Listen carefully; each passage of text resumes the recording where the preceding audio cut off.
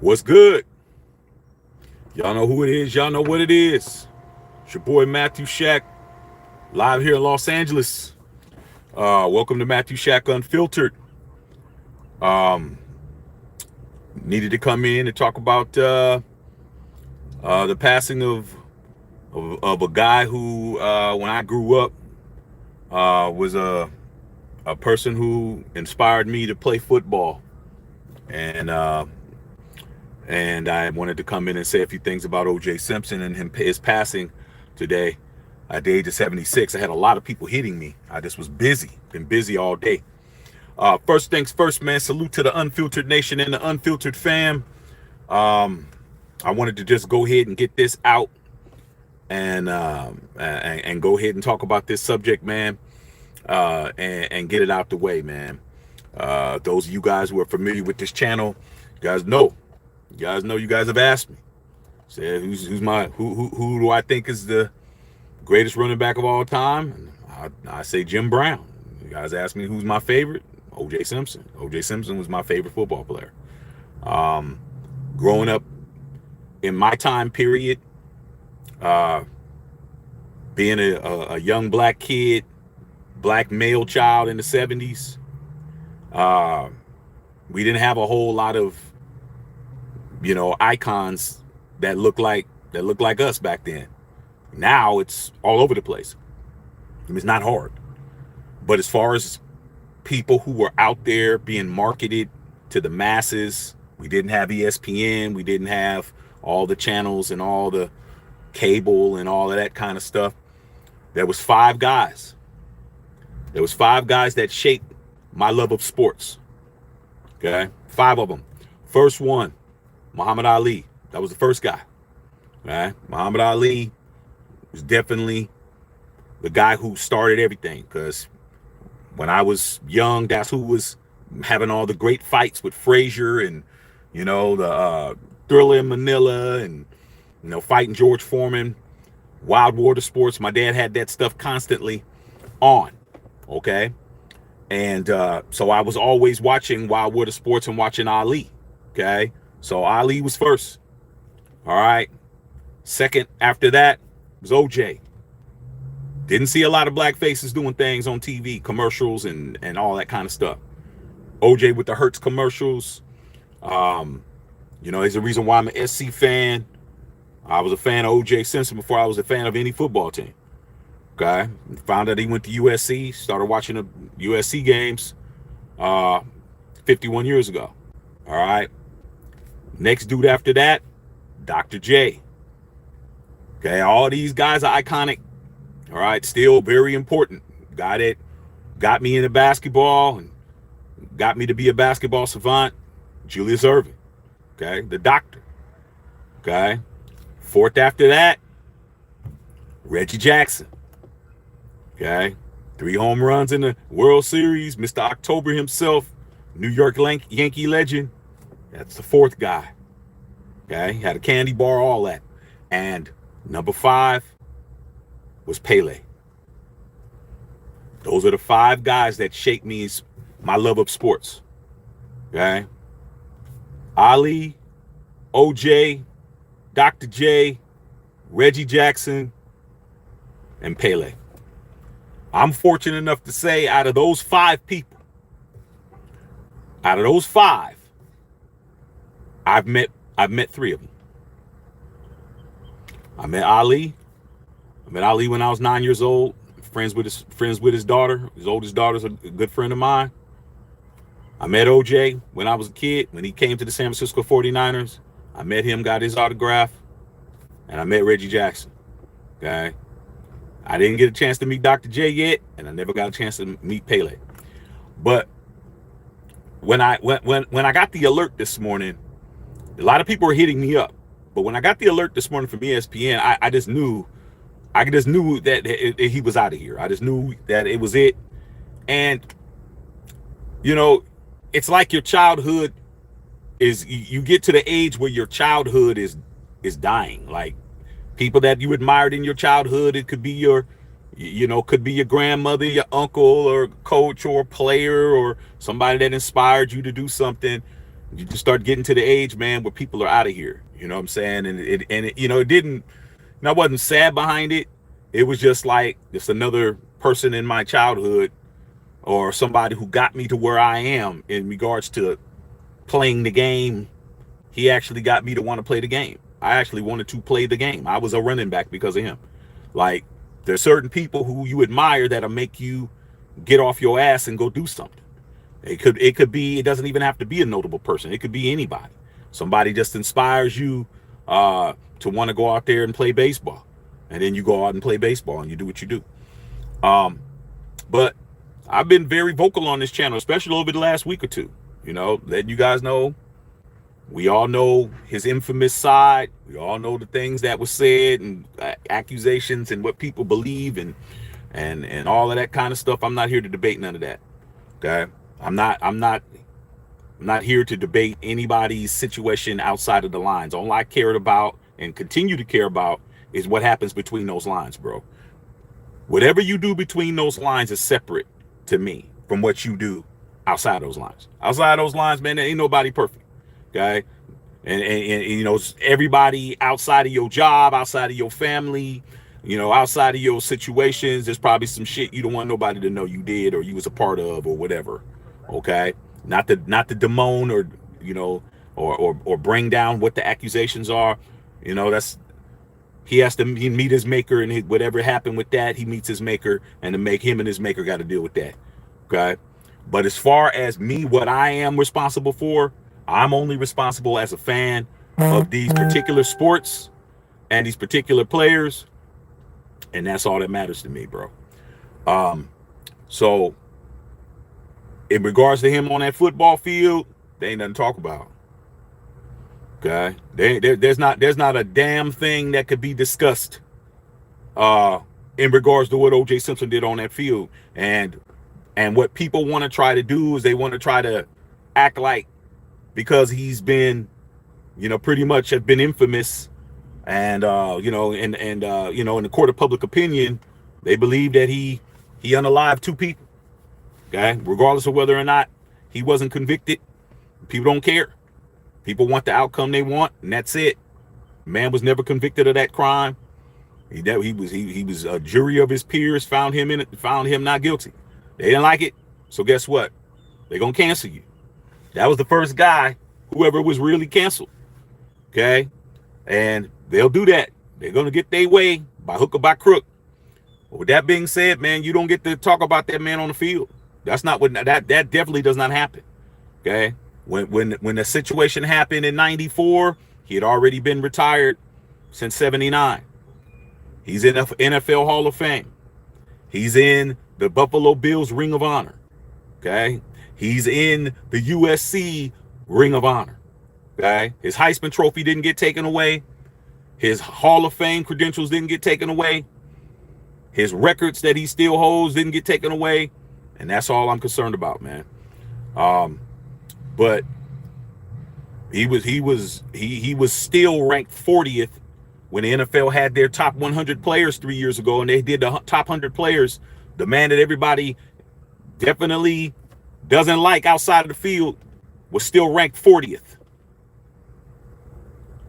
All the accusations and all the shit, he was still ranked 40th, greatest player of all time. And if that wasn't he would have been higher if it wasn't for all of that. They really didn't want to put him in there, but when you look at the record books, there's nothing you can say. There's been no running back that did what he did, even to this day. Okay? To this day, he was the first running back to score, to have 2,000 yards in a season. Yeah, there's a whole bunch of people that did it. Barry Sanders did it. Terrell Davis did it. You know, we can go on and on.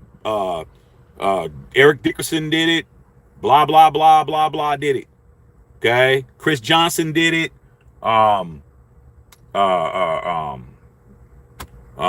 What's his name? King Henry just did it a few years ago. Derrick Henry, he did it. There's a bunch of guys that did it. But they didn't do it in 14 games. When he did it in 73, the season was 14 games. Wasn't 16, wasn't 17, it was 14. None of the running backs that ever got 2,000 yards in a season did it in 14 games. He did it in 14. I don't care who you name. Barry, it took him 15 games to hit. Everybody was 15 or 16 games to get to 2,000. He did it in 14. Okay? Which means if you would have gave him a 16-game season, he would have had like 2,200, 2,300 yards. He was averaging over 200 yards a game, damn near. Okay? Just an incredible football player on a bad team. No blocking, no offense. They knew he was getting the ball, and that was it. Okay, I think we went to one playoff game in his entire career. But yeah, I just definitely wanted to come in and you know, pay my respects to him as a player on the field. I'm glad that I had opportunity to meet him, when he was actually playing football in the NFL. And the reason why I love football as much as I love it now, I can't act like that he didn't have a lot to do with it. The reason why I'm wearing this hat is because of him. I'm an SC fan, football fan, NFL, former running back, played the position, learned the position, scored touchdowns, wore his cleats, same cleats that he had when I was in Pop Warner, wore the same cleats he had. And it was funny because I read that Deion Sanders said the same thing. Deion Sanders said that when he was playing Papa Warner football, he wore them same Juices Loose cleats, same ones I had. Okay, so and I'm not going to belabor the point and bring it all out. I just had a bunch of people telling me, was I going to go live about it, talk about it, and I'm gonna go ahead and do that, get it out the way. The picture that is in my that's on this the tag that's on here, the picture that's on there, that's my picture. I have all kinds of OJ Simpson memorabilia. I got his rookie cards. I got all his cards from football cards when he played. I got his rookie. I got all of that. I got magazines. I got books. I got all of that stuff I've collected since I was a kid. I still have all of that stuff, man. And like I said before, man, I'm not going to be ashamed because, I admired somebody in their professional career, and then in their personal life it didn't go that well. I'm not going to be the guy that's going to run around acting like I'm ashamed of that, because I'm not. Okay? I'm not responsible for what a grown-ass man does on his own free time. Whatever you do on your own free time don't got nothing to do with me.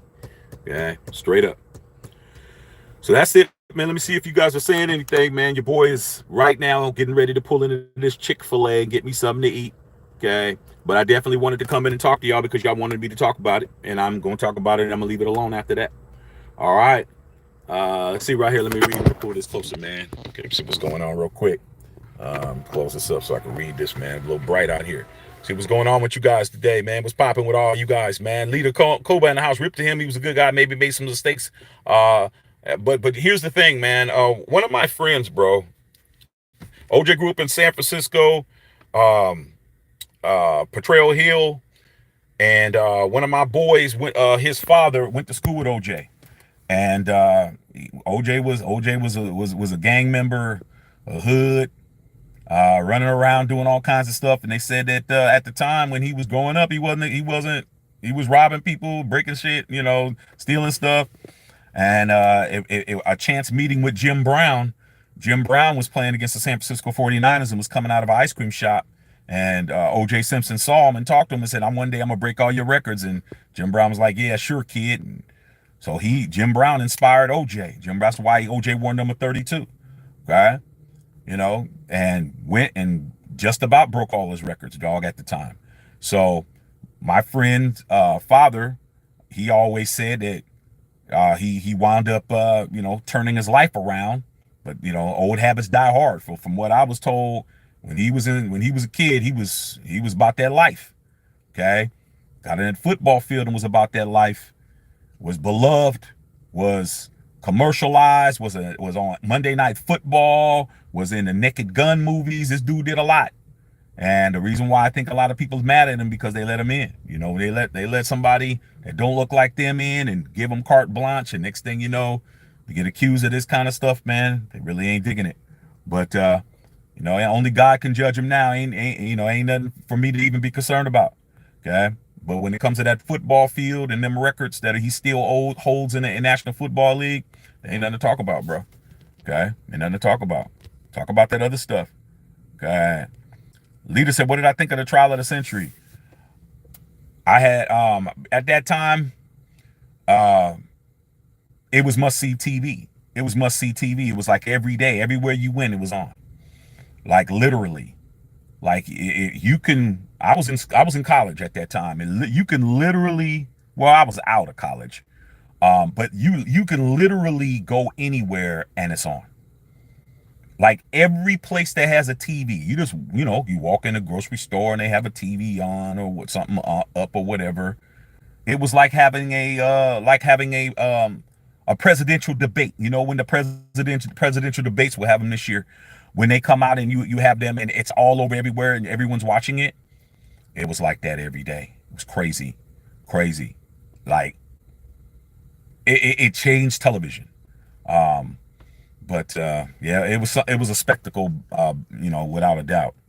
Of course, Muhammad Ali was the king, without question, man. Muhammad Ali was he was a guy that was bigger than life, man. And I was fortunate enough to meet him when I was a kid. I was fortunate enough to meet him, got his autograph, took pictures with him. He was a guy that was bigger than life. That man was so beloved. Uh, After during the uh, Vietnam War, he was the most hated man in the world. Okay, because he didn't want to go over there and fight against somebody that he didn't believe he had a problem with. So they called him a draft dodger. They tried to put him in jail. They took his title. They took the Supreme Court from him, not having to pretty much do life in prison for not declaring for the draft. But he barely won that. And Muhammad Ali in the 70s, when he came back and he won all those fights, and by the time I met him, man, that man could walk around with no security and nobody would do nothing to him, dog. Muhammad Ali was a man who can go to any hood, any set, any situation by himself and be safe, be the safest person there. That's how much love and respect he had. Okay, can't do that. I can't name no athlete, including the guy that I have on my shirt right now, Mr. Mike Tyson himself, Savage Mode. None of these celebrities can walk around with no security and not get bit. Ali could, dog. Ali could walk around and nobody do nothing, dog. Anybody in the yard even attempt to raise your hand to Muhammad Ali, it's gonna be barbecue chicken for you. Okay. And that's what it is, man. Amos Brodnack said, rest easy to the juice. Yeah, I'm not really expecting a whole lot of engagement, man. I'm not. If I was gonna do something to expect some engagement, I wouldn't do this. I'm doing this, man, because I'm supposed to. How am I going to get up here and talk about football as much as I do and not mention this man when he died? You know, come on, man. I got to keep it. I got to keep it gully, regardless. Everything ain't about numbers and views and vectors and schematics and all of that. Sometimes, dog, it's about you sticking to your core, who you are. A lot of times, you being who you are, there ain't no damn, there ain't no trophy for being a real one. Okay, ain't no trophy for being a real one, dog. There's a whole bunch of cats, who I know that liked OJ and grew up and all the same. They don't want nobody to believe that they actually idolize that man on that football field. But hey, dog, I ain't got no problem with it. I'm gonna say what it is, not what it ain't. Okay. But yeah, man, like I said before, I don't expect a whole lot of engagement. It's not why I'm doing it. I'm doing it because people will know if you're a fan of a person on this channel, you're a subscriber on this channel, you're a member, and we talk as much football. You guys know that OJ was my dude. That was the dude that I ran with. That was the guy who got me to where I am in football and loving the game, knowing the numbers. Like, I still know everything about that dude. Like, I still know everything off the top of my head. I know the dude's birth date. I know how many yards he had in the league, 11,236. I know that he had 2,003 yards in 1973. I know that his biggest game, he had 273 yards, against the Lions on Thanksgiving in 1976. Like, I know every damn thing about that cat, man. Okay? Know everything. But like I said before, man, my love of the game started with him and then it grew. Because of him, I found out. I found out about the Raiders because of him. Things that I love, and somebody had to lead me there. Okay. So I just definitely wanted to bring that up, man, and you know, say what I need to say about it and move on. John Ellis said he won't be remembered for his football career. Well, man, that's what happens, man. You know, that's what happens when you don't make the proper decisions, man. Regardless of whether or not, you know, that whole did he do it, did he not? I mean, that's a big ass debate. I've had this, you know, discussion about it all in barbershops, all in when I was, you know, back when it was happening, school, all of that. It doesn't even, you know, it doesn't even matter. Okay. You know, so I don't even entertain it no more what I think and how I think it went down. But at the end of the day, he was responsible for something that he put himself in, regardless of however it is. He put himself in that situation. And as a man, you can't put yourself in situations, man.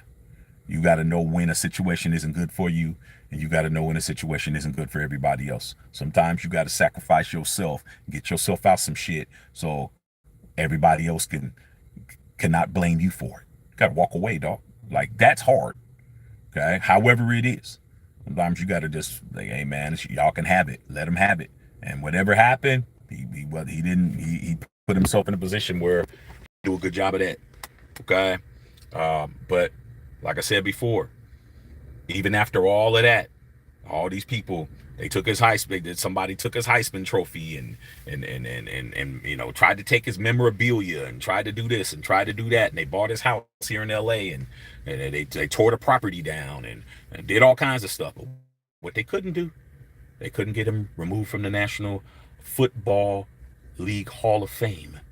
They couldn't do that. They couldn't get him out of the Collegiate Hall of Fame. They couldn't get the Heisman Association to rescind his Heisman trophy. Like, you couldn't get him out of the Ring of Honor over there in Buffalo. His name is still up there. Okay. There's a whole bunch of shit you can't do. OJ's number still retired by USC. Fight on. No matter what. When it comes to that field, say whatever you want about that man, but when you get on that grass, there ain't nothing to talk about. And let's not forget that he was also a track star. Okay, him, the 440 relay, which they don't run anymore. They run the 400, but the 440 relay, they still have the world record, the official world record, with him running the third leg. USC track, still a world record, bro, because they don't run that event no more. Still a world record. Still world record holder in track. I mean, that dude is one of the greatest athletes of all time, bro. If there was an opportunity for him to do multiple sports like a Deion or a Bo Jackson, he could have easily been track star and play football at the same time. Like, but back then you had to pick a sport. So, like I said before, man, see what's going on, man. Aaron Smith with 100. So that's it, man. Like I said, I'm not even worried about it. I'm not worried about numbers. I'm not worried about who watches this. I'm not worried about who's tripping about it. The real ones are the people who've been hitting me up, asking me about it. You know, y'all, a lot of y'all, hey man, your favorite running back passed away today. I got phone calls about it. People who's known me for a long time know that on that field, man, that was the cat, man. That made me appreciate everybody else. Okay. I love Marcus Allen because Marcus Allen went to USC. Why did he go to USC? Because OJ went to USC. Like, influence is influence, bro. Influence is influence.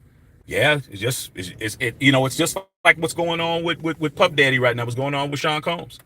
Like, he's going through some stuff right now. His name is never going to be the same again. But if you were in the entertainment business and you're in the hip hop, you'll be lying through your yellow ass teeth if you didn't say that he didn't influence you. Because I'm telling you, there's been plenty of songs that he was involved with, dog, that still knock in the club, bro. Okay, so it's like, okay, man, yeah, outside of the studio and outside of the concert hall, you know, you got some issues, but you know, whatever you do in your vocation is what you do in your vocation, bro. Like, two separate people. I chop your ass in half. Like, one side of the damn steak is perfect, and the other side is raunchy than a motherfucker. Okay, we're gonna get rid of that side. Okay, but can't throw everything away, man. Person's accomplishments is their accomplishments, bro. That's how I feel about it. So that's pretty much it, you guys. Like I said, man, I'm about to pull in this Chick-fil-A, man, and go ham. Okay, even though they don't have no ham and I don't eat ham, but I'm about to go ham in here, get me something good to eat, and then I'll probably come back on after the Lakers play tonight. But I just want to come in, you know, pay my respects professionally to Orenthal James Simpson, uh, my favorite football player growing up. Okay, and without him, who knows what I'd know. All right, man. I love all y'all, man. I'll holler at y'all a little bit later, man. I'm about to check unfiltered.